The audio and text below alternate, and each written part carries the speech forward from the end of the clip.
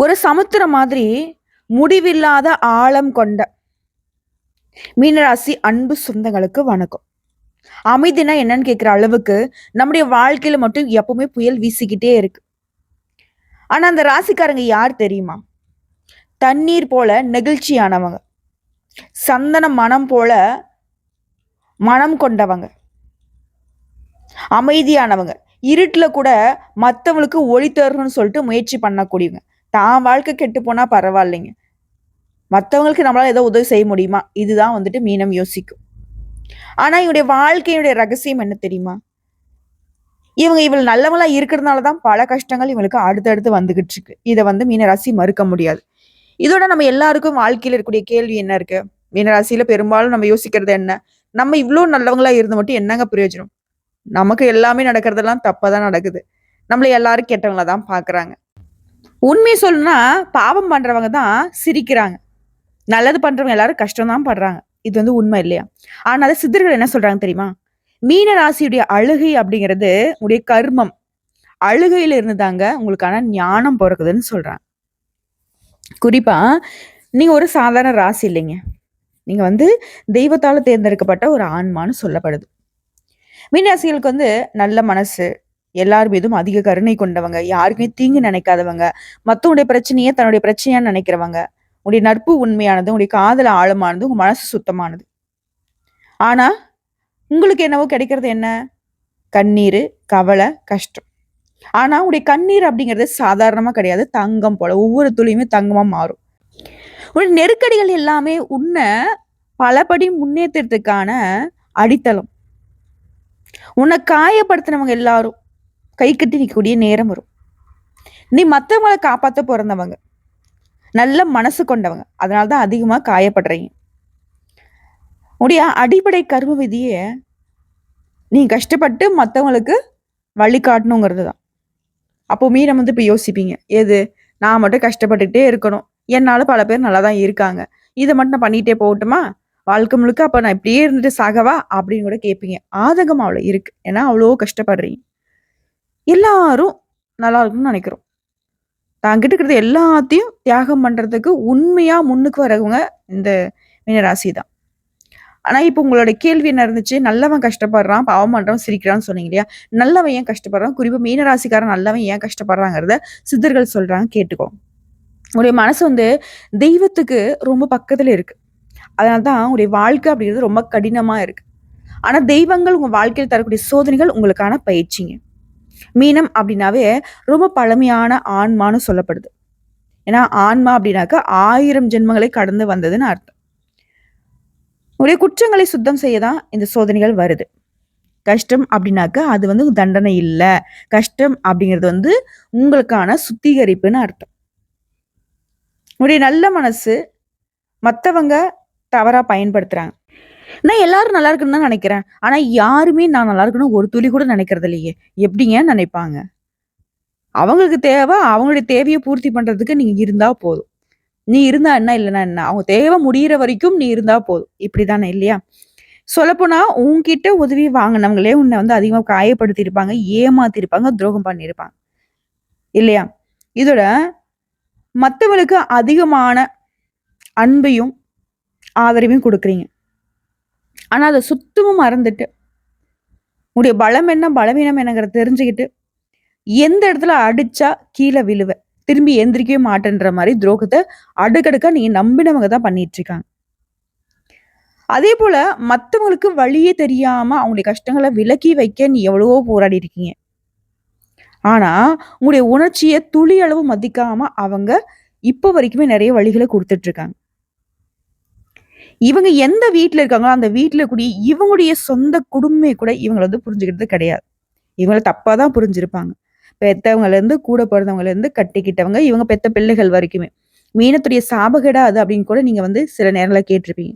அதாவது தண்ணியில அழுகிற மீன் அழுகுதா, சிரிக்குதான்னு யாருக்கு தெரியும்? இல்லையா? சொல்லப்போனா ஃபர்ஸ்ட் அதுக்கு வந்து தாகம் எடுக்குதான்னு யாருக்கு தெரியும்? வெளியில இருந்து பார்க்கறவங்களுக்கு என்ன தெரியும்? அப்பப்பா அதுக்கு என்னப்பா நல்லா தண்ணியில ஜாலியா சுத்திக்கிட்டு இருக்கு. ஆனா உன்னுடைய அலைச்சல், உன்னுடைய கஷ்டம் உனக்கு மட்டும் தான் தெரியும். மூச்சு கூட விட முடியாத அளவுக்கு கஷ்டத்தை உள்ளுக்குள்ள அடக்கி வச்சிட்டு இருக்கீங்க. ஆனா இந்த கஷ்டம் உனக்கான ஒரு அடித்தளமா இருக்குன்னு சித்தர்கள் சொல்றாங்க. அதே போல கெட்டவன் ஏன் சிரிக்கிறான்? கெட்டவனுக்கு அமைப்பு என்ன தெரியுமா? அவன் உடனடியே சந்தோஷத்த அனுபவிப்பான். ஆனா நல்லவன் உடனடியே சந்தோஷத்த அனுபவிக்கக்கூடாது. சோதனைய அனுபவிச்சுட்டு நிரந்தரமான சுகத்த அனுபவிப்பான். ஆனா கெட்டவன் அனுபவிக்கக்கூடிய சுகம் அப்படிங்கிறது தற்காலிகமானது. அவன் முகத்துல இருக்கக்கூடிய சிரிப்புங்கிறது முகத்துல மட்டும்தான். உள்ளுக்குள்ள பார்த்தோம்னாக்க வெறுமை தான் இருக்கும். ஆனா நீங்க என்னதான் சோதனைகளை கடந்து வந்தாலும், நெருக்கடிகளை சந்திச்சாலும், மனசுக்குள்ள வந்து பார்த்தீங்கன்னாக்கா ஒரு தெளிவு இருக்கும். மீனராசிக்காரங்க அழுறாங்க. ஆனா அந்த கண்ணீர வந்து தெய்வங்கள் எப்படி தெரியுமா பாக்குது? ஒரு ஒளியா பாக்குது. ஒரு ஞானியா பாக்குது. ஒரு வித்தக்காரராக பாக்குது. இது சித்தர்கள் என்ன சொல்றாங்க? நல்லவர்கள் உடனே சிரிக்க மாட்டாங்க. ஆனா அவன் ஒரே ஒரு தடவ சிரிச்சாலும், அது அவனுக்கு ஆயுள் முழுக்க சிரிப்பு கொண்டு போகும்னு சொல்றாங்க. கெட்டவனுடைய சிரிப்பு தற்காலிகமானது. நல்லவர்களுடைய சிரிப்பு நிரந்தர வெற்றியை நோக்கின ஒரு அடையாளம்னு சொல்றாங்க. அதே போல இந்த மீனராசிரிய வாழ்க்கையில 3 கட்டங்கள் இருக்கு. 25 வயசு ஆரம்ப காலகட்டத்திலேருந்து கண்ணீரா இருந்திருக்கும், குழப்பமா இருந்திருக்கும், நம்பிக்கை உடைஞ்சிருக்கும், காதல்ல காயப்பட்டிருப்பீங்க, தன்னம்பிக்கையே இல்லாம இருந்திருப்பீங்க, ஒரு மாரி தனிமையா வாழ்ந்திருப்பீங்க. குடும்பத்திலயுமே வந்து நெறைய நெருக்கடிகளை சந்திச்சிருப்பீங்க. எத சொல்ல போனாக்கா உங்களுக்கு ஒரு வாழ்க்கை பாடத்த கத்துக் குடுத்துருக்கும். அதே போல 25லேருந்து ஒரு 40 வயசு. உண்மையுடைய உச்சத்த கண்டுபிடிச்சிருப்பீங்க. உங்க திறமைக்கான அங்கீகாரம் என்ன? உங்களுடைய திறமை என்ன? நல்ல நண்பர்கள், உறவுகள்ல ஒரு தெளிவான நல்ல உறவு யாரு? தவறான உறவு யாருங்கிறத பார்த்திருப்பீங்க. அதேபோல உங்களுடைய உத்தியோகமா இருக்கட்டும், பிசினஸா இருக்கட்டும், அதுல ஒரு நிலையை தேடி இருப்பீங்க. ஃபர்ஸ்ட்டு உங்கள நீங்க புரிஞ்சிருப்பீங்க. ஆழமான புரிதல். நம்ம யாரு? நம்மளுடைய செயல்பாடு என்ன? நம்ம எத நோக்கி பயணம் பண்ணணும்? இது எல்லாத்தையும் ஒரு தெளிவான முடிவு கொண்டு வந்திருப்பீங்க. இதுல 40 டூ 65 மிகப்பெரிய ஆன்மீகமும், வெற்றியும் அடையக்கூடிய நேரம் இது. நீங்க இந்த நேரங்கள்ல எந்தெந்த வயதுல இருக்கீங்களோ, அதெல்லாம் உங்களுக்கு பொருத்தமாகும். இந்த ராசிகள பொறுத்தவரைக்கும் இந்த 40 டூ 65ங்கிறது லைஃப்ல பெரிய மாற்றத்த பார்க்கக்கூடிய நேரம். உடைய நல்ல குணம் அதிர்ஷ்டமா மாறும். உடைய கண்ணீர் ஆசீர்வாதமா மாறும். உடைய தியாகம் செல்வமாக மாறும். இதுலயே மீனராசி ஆண்களுடைய நிலை என்னங்க? ரொம்ப நல்ல மனசு, அழகான ஆன்மா, உண்மையான காதல் கொண்டவங்க, எதையுமே யோசிக்காம தியாகம் பண்ணக்கூடியவங்க, கண்கள் நிறைய சொல்லும். இவங்கள பார்த்தீங்கன்னாவே தூய்மையான உள்ளத்துக்கு சொந்தக்காரங்க அப்படின்னு. துன்பத்த அதிகம் உள்ள வச்சிருக்கக்கூடியவங்க. என்னுடைய வாழ்க்கை வந்து மத்தவங்கள போல ஈஸியான வாழ்க்கை கிடையாது. என்னுடைய வாழ்க்கையிலேயே அதீத கஷ்டங்களுக்கு பின்னாடி தான் ஒரு வளர்ச்சிய பார்ப்பீங்க. ஆனா மிகப்பெரிய வளர்ச்சியா இருக்கும். லேட்டா லவ்வா இருக்கட்டும், லேட்டா மேரேஜா இருக்கட்டும், லேட்டான சக்சஸ் தான். ஆனா எல்லாத்துலயுமே வந்து தாமதம் அப்படிங்கிற விஷயம் இருக்கும். ஆனா நிரந்தரமானதுங்கிறத நான் வந்து அடிச்சு சொல்ல முடியும். அதேபோல மீனராசி பெண்கள். இந்த மீனராசி பெண் ஒரு வீட்ல இருக்கு அப்படின்னாக்கா, அந்த வீட்டுடைய மொத்த அமைதிக்கும், செல்வத்துக்கும், அழகுக்கும், தெய்வீகத்துக்கும் பொறுப்பாளிங்க இவங்க. இவங்க கண்ணீர் வந்து எனக்கு ரொம்ப சுத்தமானது, பரிசுத்தமான அள்ளு சொல்லலாம். இவங்க அழுதா அந்த வீட்ல இருக்கக்கூடிய நெருக்கடியே குறைஞ்சு போயிடும்.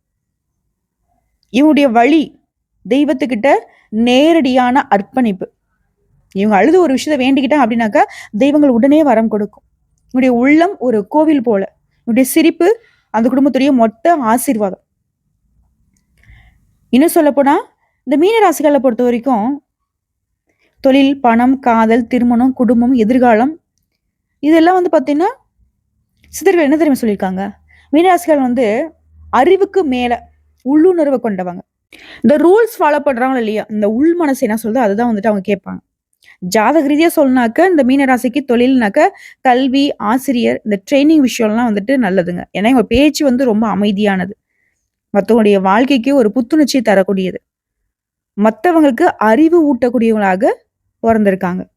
அதேபோல இவங்களுக்கு மருத்துவம், குணப்படுத்தக்கூடிய துறைகள் டாக்டர், நர்ஸ், ஆயுர்வேதா, ஹோமியோதெரபி, அதேபோல பிசியோதெரபி, கவுன்சிலிங் குடுக்குறது, இந்த மாதிரியான துறைகள்லாம் ரொம்ப பிளெஸ்ஸிங்க. நல்ல ஒரு பெரிய மாற்றம் வரும். அதேபோல ஜோதிடம், யோகா, தியானம் இதெல்லாம் கூட உங்களுக்கு ஏற்ற துறைகள் தான். அதேபோல music, lyrics, singing, direction, writing, poetry, dance, painting இதெல்லாம் கூட பெரிய கலைஞர்களாக மாறத்துக்கு வாய்ப்புகள் அதிகம். அதேபோல ஐடில இருந்தாலும் சரி, கார்ப்பரேட் கம்பெனில இருந்தாலும் சரி, பிசினஸ் பண்ணாலும் சரி, எல்லாத்துலயுமே அதாவது மீனம் அப்படின்னாவேங்க, இவங்க எடுக்கக்கூடிய துறைகள் எதுவாக இருந்தாலும், அதுல கடினமான உழைப்பை போட்டு ஒரு சக்சஸ பார்க்காம விடமாட்டாங்க. இதுல பணம் அப்படிங்கிற விஷயத்த மீன ராசிக்காரங்க எப்படி தெரியுமா பார்க்குறாங்க? முதல் பாதி வாழ்க்கையில ரொம்ப கஷ்டப்பட்டு தான் நீங்க பணத்த சேர்க்கிற மாரி இருக்கும். ஆனா பிற்பாதி பணத்த நோக்கி நீங்க பயணம் பண்ற அவசியம் கிடையாது. பணம் தன்னால உங்கள தேடி வரும்.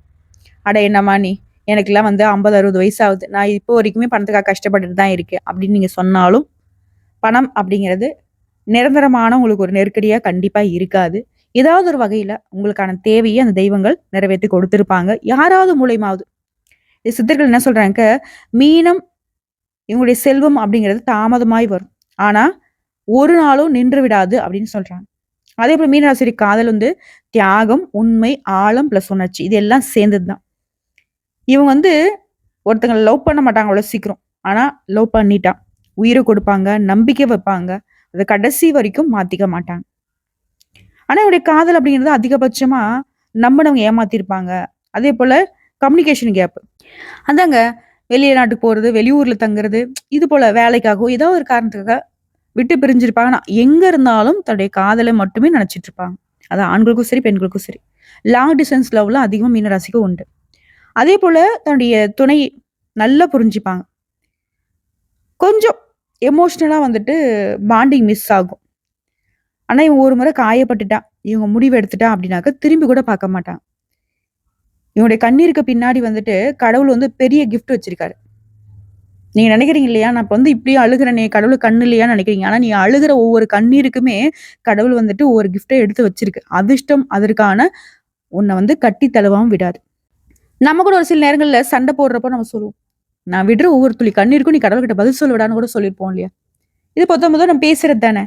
ஸோ அது போல தான். நீங்க விடக்கூடிய கண்ணீருக்கு கடவுள்கள் ஒவ்வொரு கண்ணீருக்குமே பதில் சொல்றாங்க. உடைய சுத்தமான ஆன்மா அப்படிங்கிறது நிரந்தரமான வெற்றி அடைவது உறுதி. தெய்வங்கள் வந்து ஒரு பெரிய சிம்மாசனத்தை அலங்காரம் பண்ணி உங்களை உட்கார வச்சு அழகு பார்க்காம விட மாட்டாங்க. அதே போல உங்களுக்கு திருமண வாழ்க்கை அப்படிங்கிறது ஒரு திருப்புமுனை தர மாதிரி தான். பெண்களை பொறுத்த வரைக்கும் மேரேஜ் அப்படிங்கிறது முன்னாடியே நடக்கும். பார்ட்னர் கிட்ட கொஞ்சம் மிஸ் அண்டர்ஸ்டாண்டிங் வரும். அதே போல மாமனார் மாமியார் விஷயத்துல கொஞ்சம் ப்ரெஷர் இருக்கும். ஆனா 35 வயசுக்கு பின்னாடி ஃபுல்லா ஒரு அமைதியான வாழ்க்கை அமைஞ்சிரும். அதே போல உங்களுடைய வாழ்க்கை துணையும் உங்களை புரிஞ்சுப்பாங்க. குழந்தைகளால உங்களுக்கு வந்துட்டு அதிர்ஷ்டம் உண்டு. அதே ஆண்களா இருக்கீங்க அப்படின்னாக்க கொஞ்சம் டிலே மேரேஜ் தான். பார்ட்னர் வந்து எமோஷனலா கொஞ்சம் டிபெண்டா இருப்பாங்க. உங்ககிட்ட ஒரு நிறைய எதிர்பார்ப்பு வச்சிருப்பாங்க. அதே போல உங்களுடைய இடைப்பட்ட வாழ்க்கை அப்படிங்கிறது வந்து ஸ்டேபிள் ஆயிடும். ஃபேமிலியுமே நல்ல வளர்ச்சியை பெறும். ஸோ மீனராசிக்காரங்க வழக்கமா சொல்றது ஒண்ணுதான். நல்லவங்க நீங்க. உங்களுக்கு வந்து பார்ட்னர் அப்படிங்கிறவங்க கண்டிப்பா நல்லவங்களா தான் வருவாங்க. அத வந்து நான் கேரண்டியே குடுப்பேன். ஏன்னா, ஒருபோதும் உங்களுடைய வளர்ச்சிக்கு அவங்க தொல்லையா இருக்க மாட்டாங்க. அதேபோல குடும்ப வாழ்க்கை. மீனராசியுடைய குடும்பம் அப்படின்னாக்க கொஞ்சம் சிக்கலு, சண்டை, சச்சரவு, பொருளாதாரத்துல பிரஷரு, நெறைய ரெஸ்பான்சிபிலிட்டி உங்களுக்கு தான் இருக்கு. Emotional pain. ஏன் தெரியுமா? நீங்க தான் அந்த குடும்பத்துடைய கருமத்த சுத்தம் பண்றவங்க. அதனால ஒட்டுமொத்த கஷ்டத்தையும் நீங்க தான் ஏத்துக்கிறீங்க. ஸோ மீனராசியுடைய வருகையே வந்து அந்த குடும்பத்துக்கு ஒரு டிவைன் செட் தான். அதாவது அந்த குடும்பத்த பாதுகாக்கக்கூடிய அமைப்புல தான் நீங்க அந்த வீட்டுக்குள்ளேயே பொறந்திருப்பீங்க. ஸோ அந்த வீட்டுடைய மாற்றமே நீங்க தான். ஓகேவா? இதோட நீங்க செய்ய வேண்டியது என்ன தெரியுமா?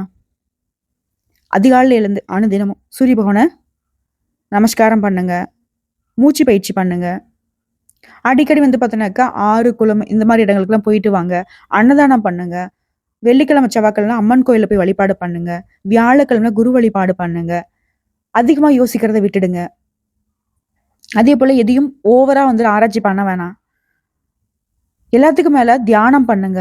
யோகா பண்ணுங்க. நடைப்பயிற்சி பண்ணுங்க. ஆரோக்கியத்து மீது அக்கறை வச்சுக்கோங்க. உங்களால முடிஞ்ச அளவுக்கு மத்தவங்களுக்கு உதவி பண்ணுங்க. செய்யவே கூடாது.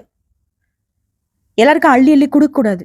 எல்லாருக்கும் போயிட்டு உதவி பண்றன்ற பேர்ல உபத்திரத்துல மாட்டிக்காதீங்க. உங்களுக்கான வாழ்க்கைய நீங்க வாழ பாருங்க. நீங்க நல்லவங்க தான். அதுக்காக எல்லார்கிட்டயும் நீங்க நல்லவங்க, நல்லவங்கன்னு நிரூபிச்சுட்டு இருக்கணும்னு அவசியம் கிடையாது. அதே போல உணர்ச்சியை கட்டுப்படுத்துங்க. எல்லாரையும் நம்பாதீங்க. அதே போல எது செய்தாலும் சரி திட்டமிட்டு செயல்படுங்க. யார்கிட்டயும் வந்துட்டு வாக்குவாதம் பண்ணாதீங்க. நீங்க என்ன பண்ண போறீங்கிறது யாருக்கும் தெரியாம பார்த்துக்கோங்க. எப்பவுமே வந்து பார்த்தீங்கன்னாக்கா, உங்கள நீங்க நம்புங்க. தன்னம்பிக்கையோட இருங்க. நடந்து போன விஷயத்த பத்தி யோசிக்காதீங்க. அடுத்து என்ன பண்ணுங்கிற ஒரு திட்டமிடுதல தான் உங்க வாழ்க்கை வந்துட்டு அடுத்தடுத்த பயணங்கள நகர்த்தணும். எல்லாத்துக்கும் மேல குடும்பமே இருக்கட்டும், உறவுக்காரங்களா இருக்கட்டும், ஃப்ரெண்ட்ஸா இருக்கட்டும், கெட்டவங்கள, எண்ணம் கொண்டவங்கள, நீங்க வந்து நல்லா இருக்கணும்னு நினைக்கிறவங்கள, இல்ல உங்களுடைய வளர்ச்சிய கண்டு பொறாம கொண்டவங்கள தள்ளி வைங்க. அவங்ககிட்ட சுத்தமா உறவ துண்டிச்சுக்கிறது கூட சிறப்புன்னு சொல்லுவேன்.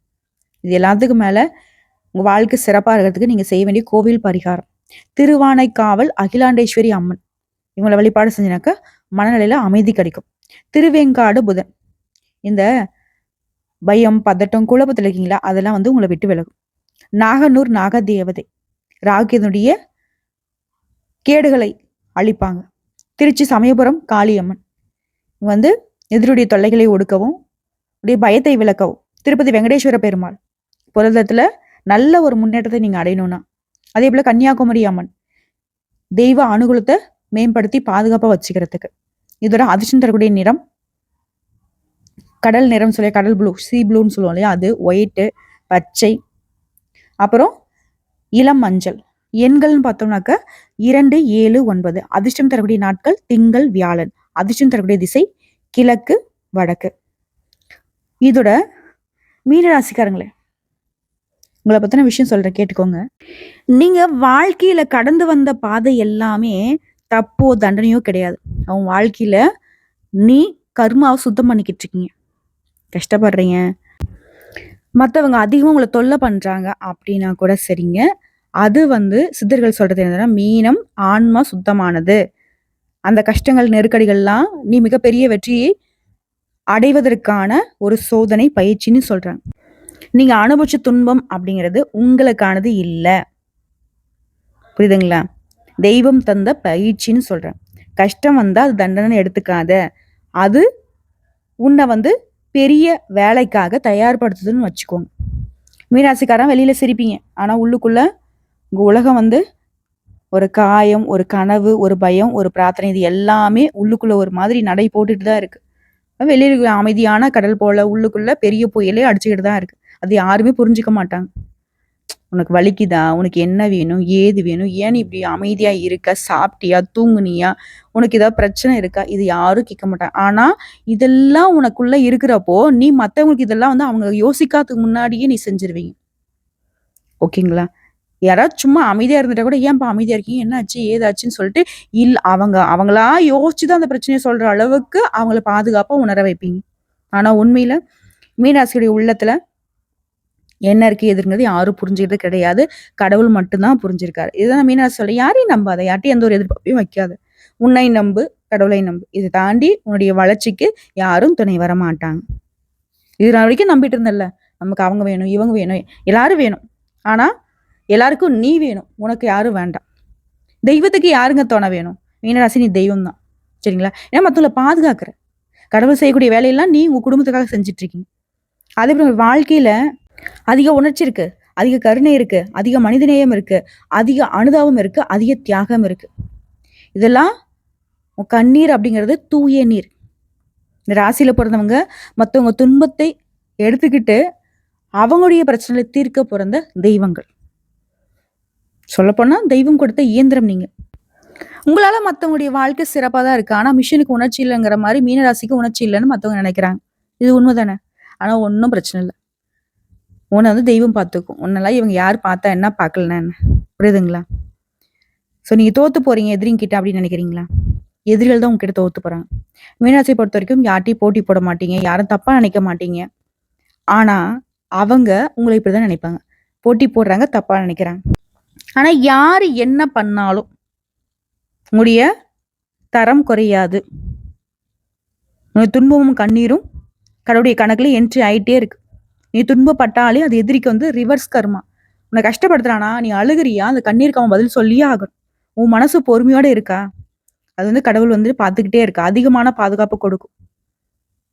நீ பிரார்த்தனை பண்ணிக்காமலேயே, கடவுளே என்னை காப்பாத்து நீ கெஞ்சாமலேயே தெய்வம் உன்னை காக்க வரும். ஏன்னா விரைவிலேயே நீ தெய்வத்துடைய அனுகிரகம் பெற்றவர்கள். இது சித்தர்கள் என்ன சொல்றாங்க தெரியுமா? மீனத்தின் எதிரி தானே விழுவான், மீனத்தை தோற்கடிக்க இயலவே இயலாதுன்னு. மீனை வந்து எதிர்த்து போராட வேணாம், அது பாட்டுக்கு அமைதியா இருந்துட்டாலே போதும். நீ மீனத்தை வந்து தோற்கடிக்க நினைச்சாலே போதும், உனக்கு வந்து வீழ்ச்சி உண்மை அப்படின்னு சித்தர்கள் சொல்றாங்க. அதே போல நீங்க நினைச்சீங்கன்னா பல சமயங்கள்ல நடந்திருக்கும். இது வெறும் உணர்ச்சியா இல்லை, நிஜமான நீங்க உணர்ந்திருப்பீங்க. நீங்க சொல்லுங்க பார்க்கலாம், எவ்வளவோ பெரிய பெரிய பிரச்சனை நீங்க பார்த்துருப்பீங்க. ஆனா கடந்து வர்றது வந்து திடீர்னு ஏதோ ஒரு சமயத்துல யாரோ ஒரு மூலியமா தெய்வம் மாதிரி வந்து உங்களை பாதுகாத்துருப்பாங்க. அப்போ அது வந்து தெய்வத்துடைய செயல் தான். எதுக்குங்க இவ்வளோ கஷ்டம் பேசிக்கிட்டு? மீனராசிக்காரங்களே, நீங்க அனுபவிக்கிற ஒவ்வொரு கஷ்டமும் உன் வாழ்க்கையை மாற்றும், மற்றவங்களுக்கு உதவும். நீ இப்போ ஒரு கஷ்டத்தை அனுபவிச்சுன்னா அந்த கஷ்டம் உன் கண்ணு முன்னாடி யாரும் அனுபவிக்கூடாதுன்னு நீ பார்த்துட்டு இருப்ப. ஒன்றும் இல்லை, கடவுளை நம்பு, உன்னுடைய உள்ளுணர்வை நம்பு. நீ பிறந்ததுக்கு நிறைய காரணம் இருக்கு. பிறருடைய வெளிச்சத்துக்காக, மத்தவங்களுடைய உயர்வுக்காக, மத்தவங்களுடைய நம்பிக்கைக்காக. இது நாள் வரைக்கும் ஏதோ உன்னை வந்து நகர்த்திட்டு இருந்துச்சு. இப்போ புரிஞ்சுக்கிட்டு நடக்க போற. நீ கடந்து வந்த பாதை கற்களால் நிரம்பியது. நீ சந்திச்ச வழி மனசுல தாங்க முடியாத வழிதான். நீ நம்பினவங்க எல்லாம் உனக்கு காயத்தை கொடுத்திருப்பாங்க. நீ அன்பு வச்சவங்க எல்லாம் துரோகம் பண்ணியிருப்பாங்க. ஆனா இப்ப கேளுங்க, உடைய எதிர்காலம் உடைய கடந்த காலத்தை போல இருக்காது. கடந்த காலம் உங்களுக்கு கண்ணீர் கொடுத்துச்சு. ஆனா உடைய எதிர்காலம் உனக்கு வெற்றியும் ஒளியும் அமைதியும் தரப்போகுது. சித்தர்கள் சொன்ன மிகப்பெரிய வரி என்ன தெரியுமா? மீனராசி அழுதா அது தெய்வத்துக்கு கேட்கும். தெய்வம் கண் முழிச்சிரும். தெய்வத்துக்கு கண்ணு இல்லையான்னு கேக்குறீங்கல்ல, தெய்வம் வந்து தூங்கிட்டே இருந்தாலே கண்ணு முழிச்சிரும். அப்பா என்னுடைய மீனராசி அழுகுதுப்பா, உடனே ஓடி வந்துரும். யாரா அவனை அடிச்சது, யாரா அவனை இது பண்ணது, நம்ம சின்ன குழந்தைகளுக்கு கொஞ்சம் இல்லையா, அது போல உடைய பாதை வந்து நீ நினைக்கிறதுக்கு மேல பெருசு. உடைய இலக்கு ரொம்ப பெருசு. அது உன் கை கொண்டு வந்து சேர்த்துரும். நீ சும்மா அதை நினைச்சு பாரு, பிரபஞ்சம் உன்கிட்ட கொண்டு வந்து சேர்த்துரும். இன்னும் நல்ல மனசனுடைய ஆசைகளை கனவுகளை இந்த பிரபஞ்சம் கொடுக்காம விடாது. நீங்க இதை படிக்கிறீங்க அப்படின்னா நான் ஒரே ஒரு வரி சொல்றேன். உன் வாழ்க்கையில இருள் முடிஞ்சிருச்சு, இப்போ உனக்கு வெளிச்சம் வருது. வந்துரும், நிச்சயமா வந்துரும். உன் பெயர்ல எழுதப்பட்ட அதிர்ஷ்டத்தை யாராலையுமே தடுத்து நிறுத்த முடியாது. இதனால வரைக்கும் உடைய அருமையும் உங்களுக்கு தெரியாம இருந்திருக்கலாம். ஆனா இந்த பதிவு நிச்சயமா நீங்க தேவனால படைக்கப்பட்ட ஒரு இறைவன் வந்து புரிய வச்சிருக்கும். ஸோ அனுதினமும் நீங்க சொல்ல வேண்டிய மந்திரத்தோட இந்த பதிவை முடிச்சுக்கிறேன். ஓம் நமோ நாராயண, ஓம் சரவணபவ, ஓம் நமக் சிவாய, ஓம் மகாலட்சுமியை போட்டு